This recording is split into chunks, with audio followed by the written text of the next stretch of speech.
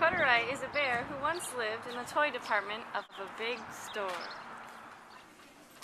Day after day, he waited with all the other animals and dolls for somebody to come along and take him home. But the store was always filled with shoppers, buying all sorts of things, but no one ever seemed to want a small bear in blue overalls. Then one morning, a little girl stopped and looked straight into Corduroy's bright eyes. Mommy, look, there's the bear I've always wanted. It's got a button missing on its shoulder strap. Corduroy watched them sadly as they walked away. I didn't know I was missing a button. Tonight, I'll try to find it. Late that evening, when all the shoppers had gone and all the doors were shut and locked, Corduroy climbed carefully down from his shelf and began searching everywhere on the floor for his lost button. Suddenly, he felt the floor moving under him. Quite by accident, he had stepped onto an escalator, and up he went. Could this be a mountain? I've always wanted to climb a mountain.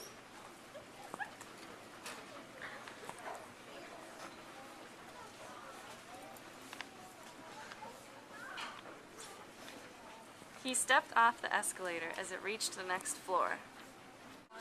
And there before his eyes was the most amazing sight. Tables and chairs and lamps and sofas and rows of beds. This must be a palace. I've always wanted to live in a palace.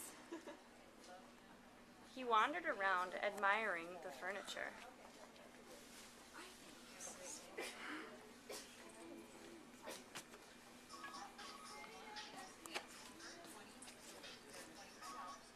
This must be a bed.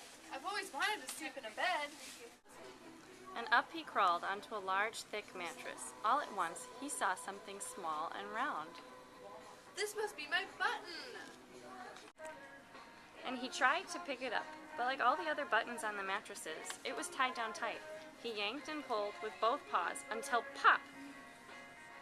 Off came the button, bang into a floor lamp. Over it fell with a crash.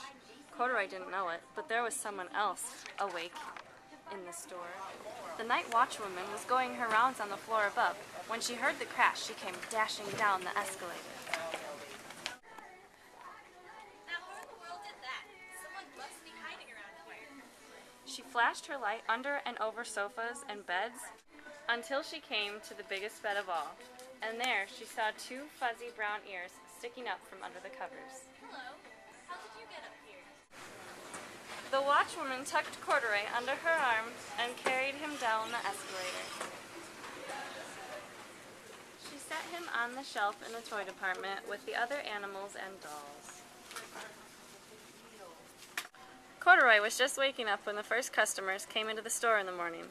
And there, looking at him with a wide, warm smile, was the same little girl he'd seen only the day before. Hi, I'm Lisa, and you're going to be my very own bear. Last night, I counted what I saved in my piggy bank, and my mother said I could take you home. Shall I put him in a box for you? No, thank you. All right.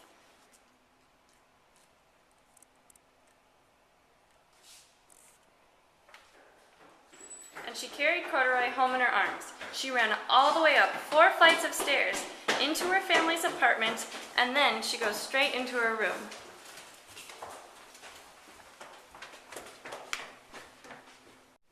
Corduroy blinked. There was a chair and a chest of drawers, and alongside a girl-sized bed stood a little bed, just the right size for him. The room was small, nothing like that enormous palace in the department store. This must be a home. I've always wanted a home. Lisa sat down with Corduroy on her lap and began to sew a button on his overalls. I like you the way you are, but you'll be much more comfortable with your shoulder strap fastened. You must be a friend. I've always wanted a friend. Me too.